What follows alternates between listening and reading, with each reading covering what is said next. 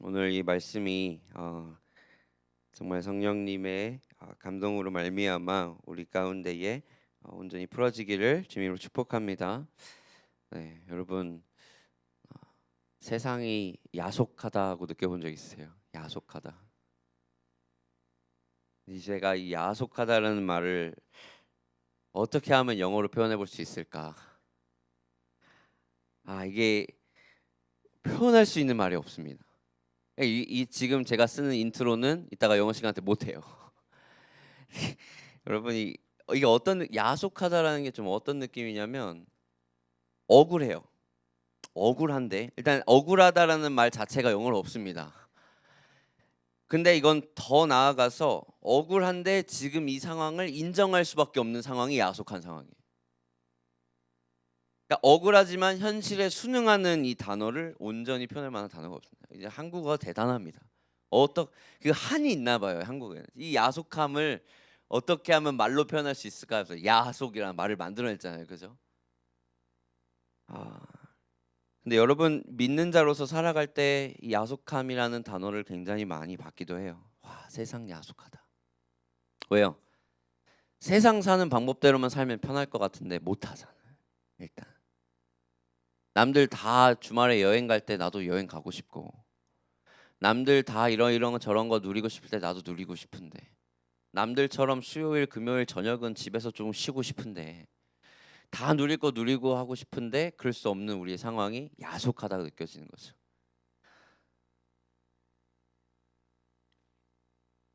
그리고 또 내가 세상 사는 방법대로 살면 편할 것 같은데 그렇지 못하는데, 그런다고 해도 세상대로 사는 사람들이 더 잘 풀리는 것 같아.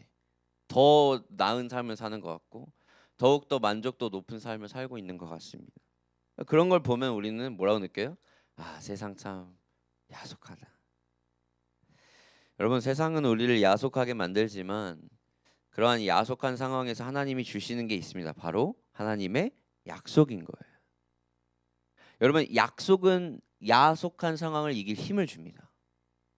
이런 야속한 세상에서 우리가 붙들 수 있는 게 바로 하나님의 약속이고, 믿는 자들은 그럼 야속한 상황에서 어떤 반응을 보이냐? 우리의 시선을 약속으로 돌리는 거예요. 그래서 이 제목이 프라미스가 아니라 프로미스다. 그러니까 우리의 상황을 보는 게 아니라 하나님이 주신 약속을 봐야 된다라고 얘기를 하는 겁니다. 오늘 이 시간에 이 야속한 상황 때문에 힘든 분들이 있다고 한다면 오늘 우리에게 주시는 하나님의 약속을 다시 바라보며 위로되고 도전되는 시간이 되었으면 합니다.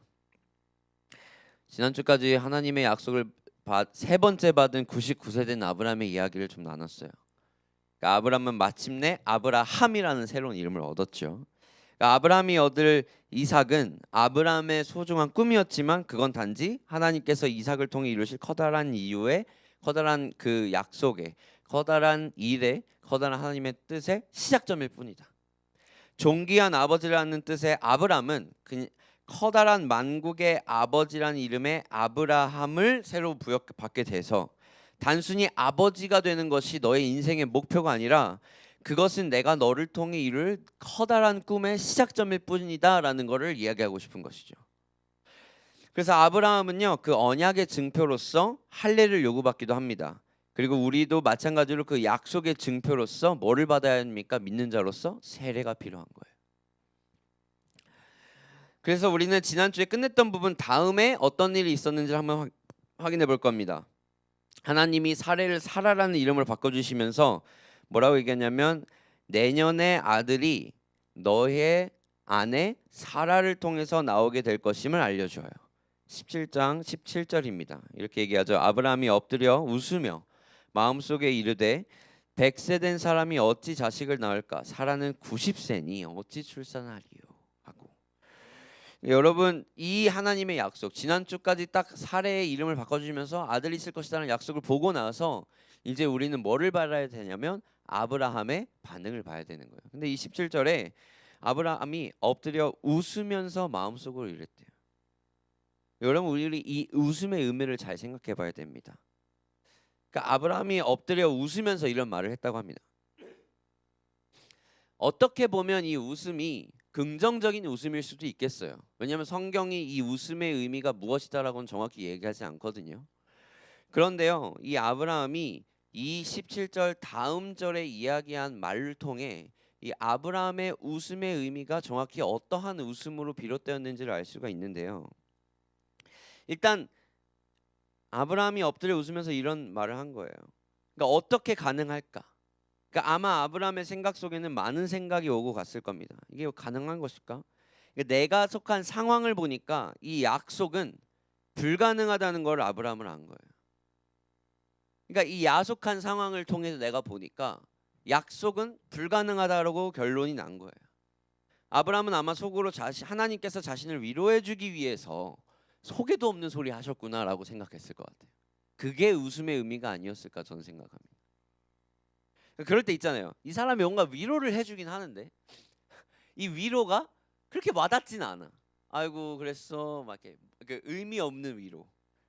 그러니까 뭔가 하나도 안 괜찮은데 괜찮아 잘 될 거야 막 이렇게 등 들겨주는 위로 같이 들렸을 수도 있어요. 왜요? 아브라함은 지금 상황이 어때요? 야속하기만 하거든요. 99세 된 아브라함이. 그래서 아브라함이 하나님의 약속을 그런 의중으로만 받아들였을 것 같습니다. 그래서 이렇게 얘기하는 거예요. 18절에 아브라함이 이에 하나님께 아뢰되 이스마엘이나 하나님 앞에 살기를 원합니다. 이 28절을 보면 그 웃음의 의미를 정확히 알 수 있어요. 이스마엘이나 그렇게 살기를 원합니다. 아브라함은 지금 자신이 가지고 있는 상황 중에 말할 수 있는 가장 현실적으로 하나님이 들어줄 수 있을 것 같은 부분을 요청하는 거예요. 이스마엘이나 하나님 앞에 살기를 원합니다. 자신의 야속한 상황인 거예요. 그러니까 우리도 자주 그래요. 하나님이 이루실 가장 좋은 약속은요, 사실은 우리의 명철과 직관으로 보기에는 불가능합니다. 그래서 믿음이 필요한 거예요. 그래서 뭐 해요? 우리가 하나님께 기도할 때 이렇게 기도해요. 그나마 내 상황에 가장 걸맞는 가장 이루어질 법한 것만 기도하는 거예요. 일단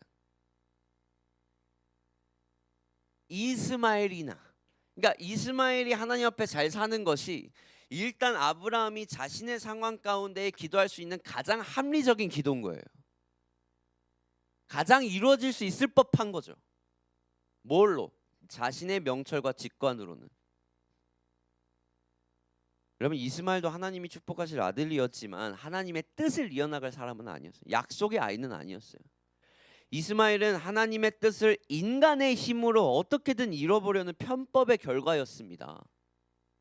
그렇지만 이제 올 이삭은 뭡니까? 온전히 하나님의 은혜의 결과. 인간의 방법이 아니라 온전한 하나님의 방법으로 주어진 존재라는 거예요. 심지어 이삭에 대한 약속은 이스마엘 이전부터 있었어요. 근데 그 이삭에 대한 약속이 이루어지기 전에 그걸 못 참아서 이스마엘이 나온 거거든요. 이스마엘은요, 아브라함 집안에 뭐를 가지고 옵니까? 결국 분열, 갈등을 가져와요. 그런데 이제 앞으로 태어날 이삭은 집안의 기쁨과 소망을 가져다 줄 존재인 것이죠. 이스마엘은 인간의 선택의 결과이지만 이삭은 하나님이 주실 약속의 결과인 겁니다. 근데 우리가 기도할 때요, 다 이스마엘의 것만 구해요. 이스마엘이나 하나님 앞에 살기를 원합니다. 여러분, 이 세상의 것만 구하고 있는 게 우리의 실상입니다. 오늘 뭐 먹지 뭐 입지 고민하는 게 실상이잖아요. 오늘 당장 내 삶에 이루어질 법할 것만 골라서 기도하는 게 실상이에요. 하늘의 것을 구하고 있는 것보다 이 세상의 것을 구하고 있는 거죠. 그래서 예수님도 이렇게 얘기하는 거예요. 6장 31절에. 그러므로 염려에 이르기를 뭘 먹을까, 무엇을 마실까, 무엇을 입을까 하지 말아라. 이걸 기도하지 말으란 소리예요. 32절에 이는 다 이방인들이 구하는 것이라. 이방인들도 그건 기도할 줄 안다는 거예요. 하나님을 믿지 않는 사람들도 그거는 기도한다는 거예요. 그런데 너희 하늘 아버지께서 이 모든 것이 너희에게 있어야 할 줄을 이미 아신다. 33절에 그런즉 너희는 먼저 뭘 구해라? 그의 나라와 그의 의를 구해라. 그리하면 이 모든 것을 너희에게 더하시리라. 여러분, 이 세상의 것, 내 명철과 내 직관으로 구할 수 있는 가장 그나마 합리적인 기도 제목을 다 버리라는 겁니다. 거기 안에 뭐가 필요한 거예요? 믿음. 뭐에 대한 믿음? 이루어질 약속에 대한 믿음으로 앞으로 하나님이 이루실, 나의 힘으로는 안 되는 하나님이 행하실 일을 위해서 기도하라는 것이죠. 이 세상의 것을 구하기를 멈추고 내가 하나님이 이룰 나의 하나님의 뜻과 하나님의 일을 구하는 것이 믿음의 사람들의 기도 제목이 되어야 됩니다.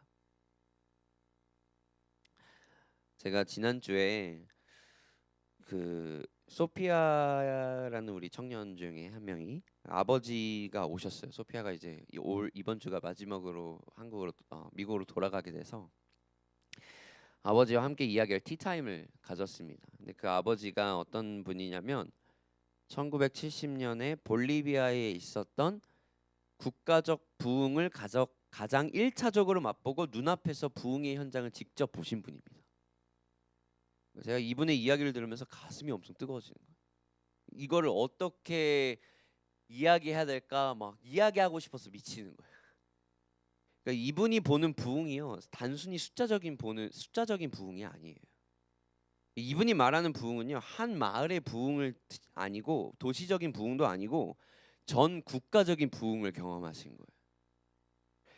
그러니까 여러분 50년, 그런데요, 이 50년이 넘도록 이 볼리비아에 임한 부흥을 하나님께서 감추십니다. 아무도 이 부흥에 대해서 이야기를 하지 않았는데 하나님의 때에 이 일을 알고 싶어하는 사람들이 생겨나고 이 일을 드러내기 시작하면서 이 소피아 아버지가 이 내가 경험한 이 볼리비아의 부흥의 사건을 기록해야겠다 하시면서 책으로 편찬하시게 됐는데 2020년에, 그러니까 50년 만에 이 일이 물 밑으로 드러나게 된 거예요. 그래서 이 시즌에 어떠한 우연으로 이 책을 쓰셨는데 그 책을 제가 받아서 지금도 읽고 있습니다. 근데 정말 놀라운 게 뭐냐면 그분이 소피아의 아버지였다는 거, 일단 첫 번째로. 그러니까 소피아가 어떤 우연으로 우리 교회에 왔느냐, 여러분 이제 아시는 분은 알겠지만 영원이가 볼리비아 선교사 자녀입니다. 영원이가 스페인어를 할 줄 알아요.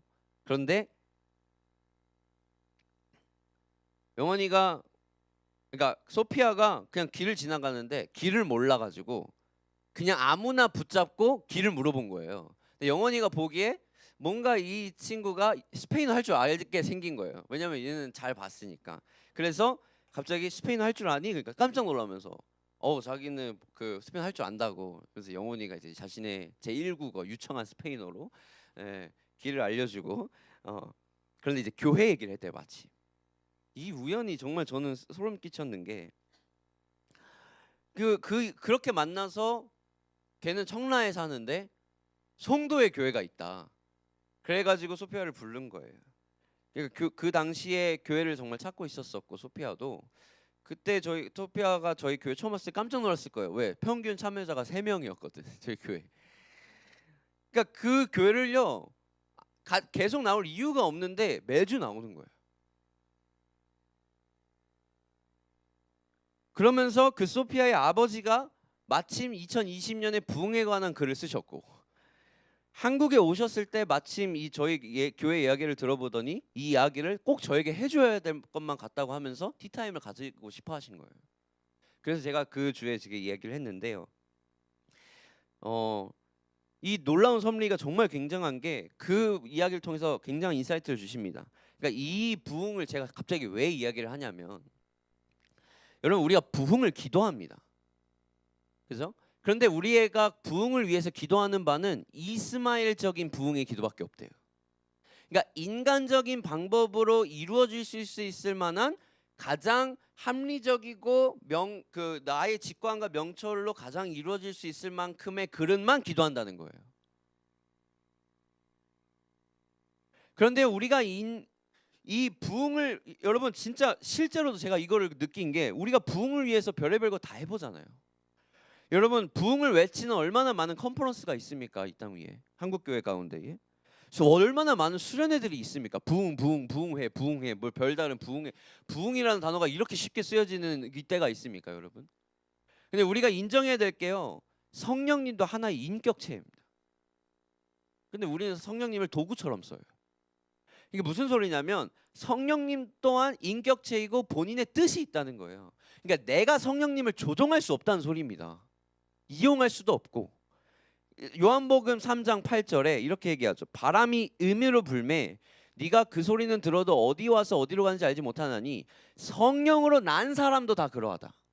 여러분 이게 무슨 소리냐면요. 성령으로 난 사람도 바람이 음으로 부는 것처럼 성령도 본인이 하나의 인격체고 우리의 성 삼위일체 중에 하나의 인격체입니다. 자신의 뜻이 있어서 인간의 이해와 인간의 논리로는 일어날 수 없는 일들을 성령님의 주권으로 보여주실 거라는 거예요. 우리가 예상하고 뜻으로 해서 이렇게 될 것이다. 만약 내가 이렇게 하면 이렇게 되겠지라고 예상할 수 있는 게 아니라 성령님이 부어주시는 성령 체험은 전혀 사람이 세우지 프로그램으로 세울 수 없다는 걸 인정해야 하라는 소리예요. 1907년 평양 대부흥을 예견했던 사람 없습니다. 제가 중1 때 2007년에 100주년 해가지고 2007년에 이제 100주년 딱 지났잖아요. 우리 다 아실 거예요. 막 100주년 해가지고 다시 평양 대부흥 막 어게인 리바이벌 막 이렇게 외치면서 여러분 그런 움직임이 있었는데 그 2007년에 부흥회 때 부흥이 있었습니까? 안 왔어요. 인간이 이걸 하려고 100주년 기념 딱 맞춰서 시간 맞춰서 해보려고 하니까 안 되는 거예요. 왜? 성령님을 인격제로 생각 안 하고 내가 성령님을 사용하려고 하는 거예요. 그 이후로 한국교회가 어떻게 되고 있습니까? 물론 그 전에도 그러고 왔지만 쇠퇴되고 있습니다. 부흥은 오지 않습니다. 여러분 1970년대 에즈베리 부흥이 있었습니다. 에즈베리 대학교 작년에 부흥이 있었는데 우리 다 이야기 아시죠? 제가 켄터키에서 에즈베리가 켄터키에 있는 대학인데 저희 대학교가 에즈베리의 졸업생이 세운 교회예요. 대학이에요. 그러니까 이 에즈베리의 부흥에 대해서 굉장히 밀접했고 다 배웠어요. 근데 제가 이 1970년대 이 에즈베리 부흥을 공부하면서 아무도 예견하지 못했다는 게 특징이었어요. 그러니까 우리가 부흥 준비하자 해서 오신 게 아니라 바람처럼 임의로 오신 성령님으로 인해서 인산인해를 이룬 사건이 1970년 있었던 에즈베리 부흥이에요. 그러고 나서 어떤 일이 있었는지 아십니까? 50년 뒤에 2020년에 여러분 2020년에 이 에즈베리 대학에서 이 부흥을 기념하기 위해서 기념회를 연 거예요. 한 번 더 어게인 부흥회를 외친 거예요.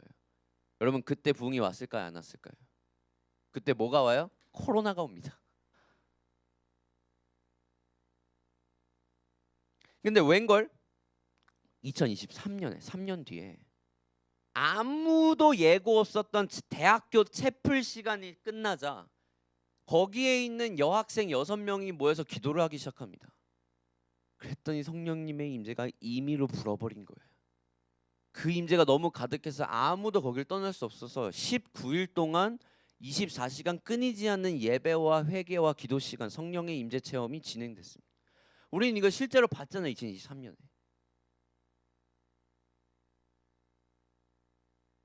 여러분 사도 바울이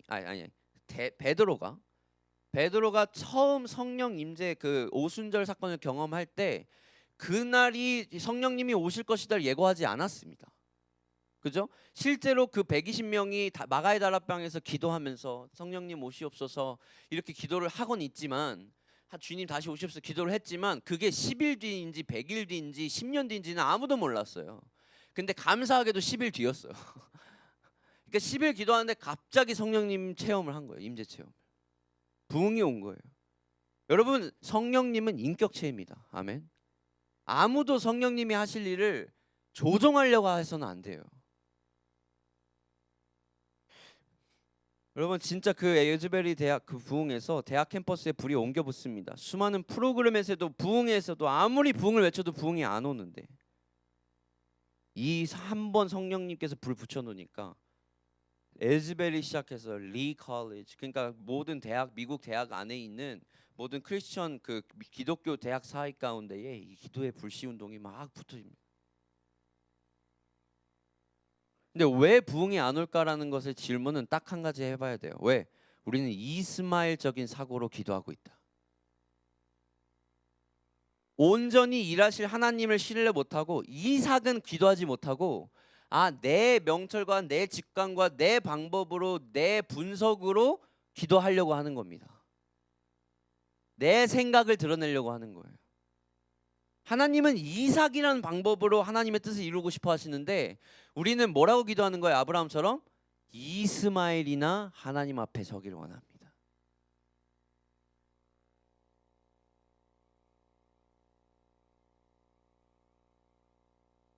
여러분, 우리의 야속한 상황 프레미스를 보면 이스마엘이 보여요. 그런데 하나님의 프로미스, 약속을 보면 이삭이 보이는 겁니다. 아멘. 그래서 21절에 얘기해요. 이제부터 다 체인지가 나요. 내 언약은 내가 내년 이 시기에 사라가 내게 낳을 이삭과 세우리라. 여러분, 하나님이 이제 정확하게 언제 이삭이 나올지 말해주시는 거예요. 25년이라는 기다림이 끝나는 순간, 하나님의 카이로스가 이루어지는 순간입니다. 이날부터 그 1년, 아브라함한테 그 1년은 어떤 1년이었을까요? 이것이 이루어지기만을 기다리고 있는 거예요. 그리고 우리가 18장으로 넘어가게 됩니다.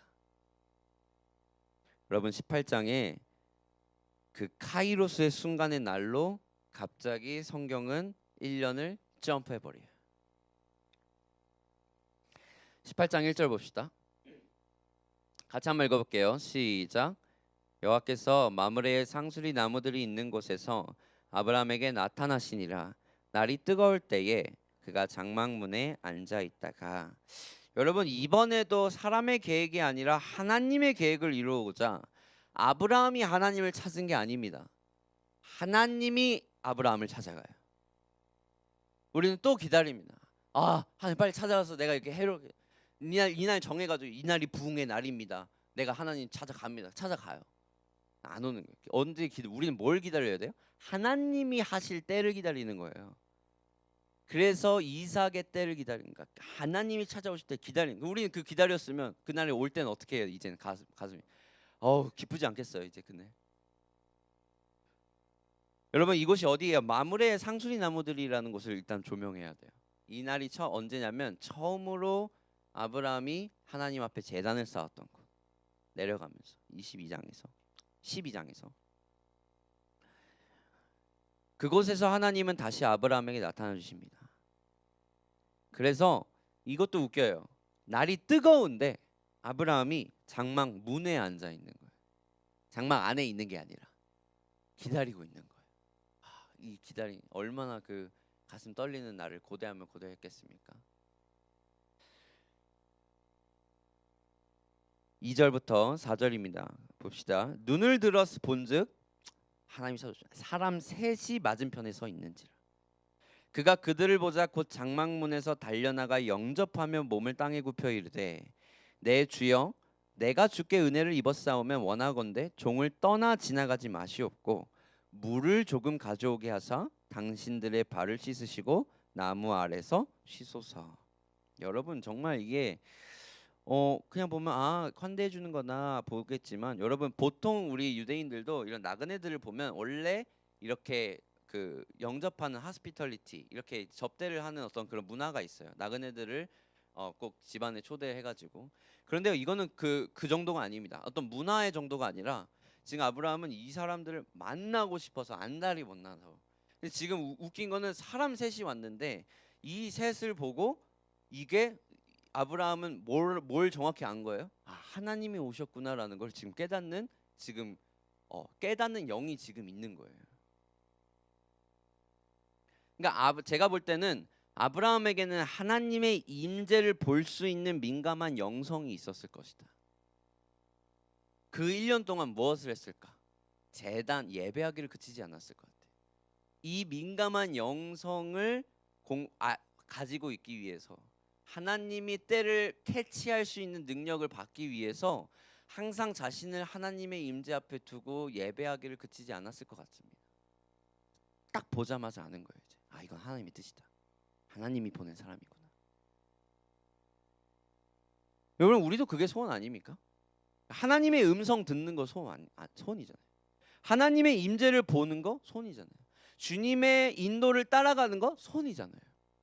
그런데 제가 여기서 오늘 죄송하지만 오늘 강의는 좀 길어질 것 같습니다. 그래서 제가 다음 주까지 쓰다가 그냥 여기부터는 다음 주. 왜냐면 이게 정말 중요해서 그래요. 왜냐하면 죄송해요. 아브라함이 어떻게 그게 가능했을까? 제가 아까 얘기했어요. 예배를 통해서 영적 민감한 영성을 키웠겠구나. 그러면 무엇이 그걸 가능하게 합니까? 라고 얘기했을 때 여러분 이게 뭐냐면 하나님과의 친밀함에서 옵니다. 그러니까 여러분 하나님께서 아브라함을 뭐라고 부르냐면 오하비, 친구다라고 부르거든요. 보시다 이사야 41장 8절에 그러나 나의 종 너 이스라엘아 내가 택한 야곱아 나의 벗 아브라함의 자손아. 그러니까 아브라함을 친구로 여겨주시는 거예요. 그러니까 여러분 그 정도로 친밀감을 가졌다 그래요. 누가 하나님을 친구라고 부를 수 있습니까? 그러니까 여러분 그 친밀감은 하나님의 임재를 보는 눈을 뜨게 한 거고 그 친밀감은 그 섬기는 자리도 기쁨으로 임하게 해주는 거예요. 그 섬기고 싶어서 안달이 난 아브라함의 모습 보십시오. 그러니까 아브라함을 보면 그 2절, 3절, 4절만 봐도 아브라함의 감정이 막 텍스를 뚫고 느껴져요. 막 기뻐서 섬기고 싶어서 어쩔 줄 몰라 하는 아브라함의 감정이 막 느껴집니다. 여러분 우리의 예배가 이런 기쁨으로 이루어져 있어야 됩니다. 아멘. 하나님을 섬기고 싶어서 어쩔 줄 몰라. 이게 어디서 나옵니까? 친밀함에서 나온다는 거예요. 여러분 기쁨이 어디서 오느냐? 예배의 기쁨과 하나님과의 만남에 대한 기쁨은 어디서 오느냐? 그냥 앞에 와서 무작정 예배 와서 눈 감는다고 가능한 게 아니라 하나님과의 친밀함을 쌓아야 되는 겁니다. 언제? 주일에 하루 나와서 친밀감이 쌓입니까? 여러분 친밀한 사람이 집에 찾아온다는 소식을 들으면 우리는 그 사람을 초대하고 싶어서 안달이 난 거예요. 지금 아브라함처럼. 친밀하지 않은 사람이 집에 온다고 하면 어떤 반응이 나와요? 그것보다 당황스러운 시간이 없어. 뭐예요? 다 걱정부터 앞서가지고 방 치워. 일단 방 치우고 함께 있는 시간이 기쁨보다는 초조해. 막 군대에서 죄송해요. 군대에서 사단장님이 온다고 하면 모든 병사들이 패닉에 빠져요. 연병장부터 생활관 그리고 심지어 화장실에 모든 소변기 뚜껑 열어서 거기에 뭐 있는지 없는지까지 막 청소를 하기 시작해요. 막 그렇게 되면 어떻게 돼요? 사단장님 오는 게 기뻐요, 안 기뻐요? 그냥 두려워. 왜? 우리는 사단장님하고 안 친하거든. 모르는 분인데. 근데 여러분 하물며 하여금이 아니죠. 하물며 사도 바울이 좋아하는 거 하물며 하나님이 찾아오신다는데 여러분 하나님과 친밀하지 않으면 어떤 반응이 나와요? 하나님과의 영접이 두려운 시간으로 나와요. 하나님의 거룩함이 내 죄를 돋보이는 거거든요. 생각해보세요. 근데 사단장이 나의 아빠야. 그 사단장이 그러면 여러분 어깨는 어떨까요? 그게 걱정됩니까? 내 아빠가 오는 건데 뭘 사단장이 오는 건 무슨 상관입니까? 여러분 하나님과 친밀하게 되면 그런 건 문제가 되지 않거든요. 우리가 근데 놓치고 있는 건 뭐냐면 종교 행위는 많이 남아있고 어떤 하나님과의 예배를 이루기 위해서 준비되는 건 많이 있는데 뭐가 없냐면 친밀함이 없어요. 아브라함이 어떻게 합니까? 3절에 이르되 내 주여 주께 은혜를 입었으면 원하건대 종을 떠나 지나가지 마시옵고 안 지나면 어떻게 해요? 전리로 왔던 길 가십시오. 이건데 지금 아브라함은 이 친밀감을 표현하고 싶어서 어쩔 줄 몰라 하는 거예요. 물을 조금 내가 너 섬겨줄게 이게 아니라 제가 당신 물을 가져올 수 있게 해주세요. 4절에 조금 가져오게 하사 당신들의 발을 씻으시고 나무 아래서 씻소서. 그게 친밀감의 표시입니다. 여러분 친밀하지 않으면 일단 우리 집으로 초청을 안 하죠. 근데 우리는 하나님과 친밀하다고 말하면서 정말로 나의 영역 가운데 나의 개인적이고 사적인 영역 가운데 하나님을 초대한 적이 있습니까? 다시 한번 보세요. 여러분 약속을 이루기 위해서는요. 지금 약속이 이루기 직전입니다. 약속이 이루어지기 위해서는요, 무엇이 전제가 되어 있는 거예요? 주님과의 친밀함인 거예요. 친하다는 것은 허물이 없다는 것이고, 친하다는 것은 내가 이 사람과의 장벽이 없다는 것이거든요. 근데 우리는 막상 교회에 와서는 친밀하다고 말하지만 멀리 떨어져 사는 친척보다 더 안 친밀하게 하나님을 대합니다. 하나님이 좋긴 한데 내 개인의 집과 삶의 영역에 들어오는 건 싫어합니다. 하나님이 내 집 앞에서 들어오겠다고 문을 두드리고 있어도 하나님 거기 계세요. 제가 글로 나갈게요. 하나님은 들어오고 싶어서 안달이 났는데 우리는 거기 계세요. 제가 주일에 때 되면 시간 맞춰서 밖에 나가서 이야기할게요. 친밀감 어디 있습니까? 여기 가운데. 이러한 신앙생활 가운데 친밀함이 어디 있습니까, 여러분?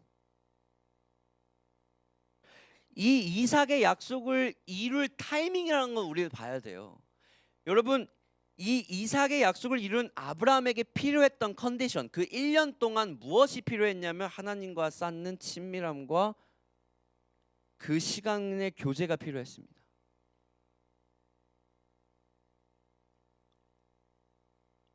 제가 정말 안타까운 것은 뭐냐면 하나님이 정말 약속을 줄 것 같은 거예요. 내 명철과 내 생각으로는 이스마엘밖에 구할 수 없는데 하나님이 직접 찾아오셔서 이삭을 우리에게 큰 꿈을 주신 겁니다. 교회 가운데에. 근데 저한테 가장 슬픈 건 뭐냐면 우리가 과연 그 약속, 프로미스를 받을 상태가 되어 있는가? 내가 하나님을 정말 하나님이 성령님이 오셔서 부흥을 주시고 하나님의 뜻을 주시겠다는 어떤 하나님의 약속이 우리에게 주어졌는데 내 상태는 지금 그 약속을 이룰 상태가 되어 있는가? 그게 뭐라는 거예요? 친밀함이 있냐는 건. 여러분 친밀감 어떻게 싸울까요? 그게 이제 질문 아니에요? 그래 이성민 전사님 알겠어요. 친밀감 중요합니다. 그러면 답을 줘야지. 설교를 통해서. 어떻게 하는데요? 여러분 제가 이거 어떻게에 대해서는 친해지는 방법이 많겠지만 너무 당연한 걸 또 얘기하고 싫어서 제가 이걸 얘기하고 싫은 것도 있어요. 일주일에 한 번 만나는 사람하고 친해요? 매일 만나는 사람하고 친해요? 이거는 이게 뭐 특별한 뭐 깨달음이 필요합니까 이게? 하나님이 이 교회를 세울 때 이 교회를 통해 세우실 하나님의 나라를 꿈꾸게 합니다. 상황 가운데 인간적인 생각으로는 전혀 가능할 것 같지 않은 일을 보여주세요. 왜 저희 교회가 이 여정을 나아갈 수 있는 이유는요, 이스마엘을 바라보는 게 아니라 우리 교회를 통해서 주실 이삭을 꿈꾸기 있기 때문이에요. 야속한 상황을 봤으면 애초에 우리는 이스마엘 구하고 끝냈어요. 그런데 우리는 하나님의 약속을 받았고 그 약속을 통해 바라보고 있는 미래가 있습니다. 이 교회는 커다란 꿈이 있습니다. 하나님이 꾸시는 그 교회가 되길 원하고 하나님이 거하시고 싶은 그 교회가 되길 원합니다. 이 땅 위에 하나님의 나라를 확장하는 교회가 되길 원합니다.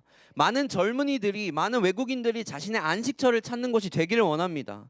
그런데 그 일을 위해서 우리가 해야 될 컨디션이 있어요. 친밀함인 거예요. 우리 교회에 예배가 있습니다. 그리고 그 예배를 준비하는 수많은 연습도 있겠죠. 저희가 개척교회다 보니까 어떤 룰들이 온전하게 세워진 못해져서 아니면 어떤 우리가 반두리가 없다 보니까 아직 다 서로 우왕좌왕하고 그런 상황들을 제가 많이 보는데 청년들 사이에서도 우리 모든 사람들 사이에서도 제가 가장 안타까운 것은 뭐냐면 이 친밀함을 쌓아야 할 시간인 거예요. 저희는 아브라함이 99세에서 이 100세 때까지 기다린 그 1년의 시간이 우리한테는 필요한 거예요. 지금. 근데 우리는 그 시간을 어떻게 활용하고 있냐 이겁니다. 아직도 이스마엘을 구하고 있는 거예요. 우리는. 내 현실과 내 상황은 이렇습니다. 그러니 나는 이것이나 구하겠습니다. 거기에서 우리의 시선이 멈춰 있는 거예요. 여러분 제가 기도의 집을 하는 이유는 우리 청년들 기도의 집 수요 저녁 예배와 금요일에 있는 오후 예배, 저는 이거 여기서 끝나는 게 아니라 매일 하길 원해요. 기도의 집을. 그런데요, 이거를 제가 늘리려면 늘리고 싶어도 늘릴 수 없는 게 뭐냐면 니네들이 안 와. 그러니까 이걸 제가 하는 이유는 어떤 율법적인 행위와 어떤 그런 거 만들려는 게 아니라 여러분들이 하나님과 친밀함을 가지고 하나님 앞에 교제하고 주님과 보내는 시간이 더 많아질 수 있도록 그걸 세팅하고 싶은 건데, 그런데 아무도 오려고 하질 않아요. 깨어 있어야 됩니다, 우리. 여러분 유튜브 본다고 얘기하지 마세요. 유튜브는 다 통계 내거든요. 거기 실시간 몇 명이서 보는지 그 보는 사람이 평균 몇 분 보는지 다 보여요. 5분도 안 지납니다. 평균 시청 시간 3분. 누군가는 60분 틀어놨겠지. 그러면 그 다른 사람들은 몇 분 틀어놨다는 소리야. 그럼 제가 걱정된 건 그거예요. 제 마음이 아니라 성령님의 마음인 것 같아요. 저 이거는. 제가 뭐라고 우리 성도님들을 뭐라 하겠습니까? 근데 제 안에 이 속이 탄다는 게 무슨 뜻인지 알 것 같은 거예요. 하나님이 마음을 부어주시는데 아무도 주일 예배 말고는 같이 나와서 해보려는 게 없어. 제가 억지로 시켜서 하면 그건 또 안 되잖아요. 어떻게 억지로 제가 시킵니까? 그게 또 그거는 더 예배를 망치는 행위예요. 전 그래서 아무한테도 억지로 뭐 안 시켜요. 그렇지만 깨어 있어야 될 거는 뭐냐면 우리 친밀해져야 돼요. 진짜 약속을 이루고 하나님의 그 프로미스를 성취하고 싶으십니까? 그러면 하나님이 도와하고 싶은 사람이 돼야지.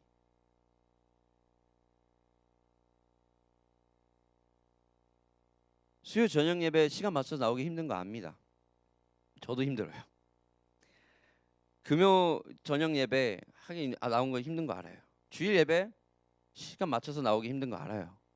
근데 그것보다 내 약속한 상황에 대해서 안주해 버리면 결국 우리는 놓친다는 거예요. 그 프로미스를.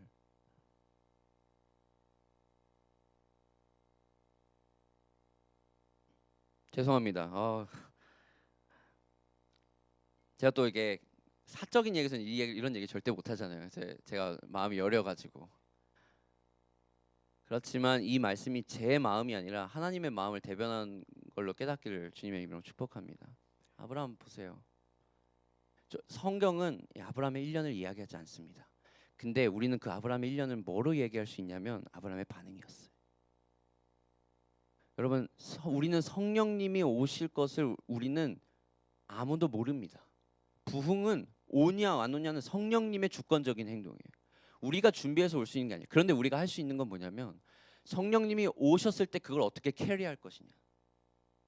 주님이 성령의 바람을 부셨을 때, 주님이 성령의 파도를 내셨을 때 우리는 그 파도를 탈 것인가, 아니면 준비 안 돼서 그 파도와 함께 무너질 것인가.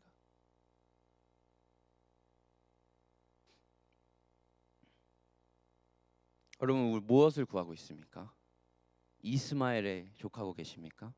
이스마엘이나 하나님 앞에 서길 원합니다. 아니죠. 그 보여주신 약속 이삭이 우리 삶 가운데 이루어져야 될 줄 믿습니다. 찬양팀들, 우리는 이삭을 보고 이 찬양팀에 선 거예요. 근데 여러분들이 시간을 지켜야 되는 이유는 다른 게 아닙니다. 그것을 통해서 하나님을 얼마나 중요하게 생각하냐가 드러나. 나와 하나님의 친밀감이 드러나. 내가 여자친구하고 약속 잡았는데 그거 늦겠습니까? 내가 부모님하고 약속 잡았는데 그거 늦겠냐고요.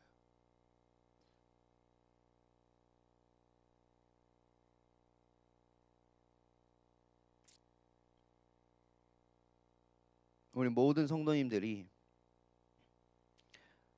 준비된 이삭을 바라보는 우리 헤이븐 처치가 되기를 원합니다. 그래서 제가 설교가 길어졌던 것 같아요. 이 마음을 드러내고 싶어가지고. 지금 아직 약속 들어가지도 않았습니다.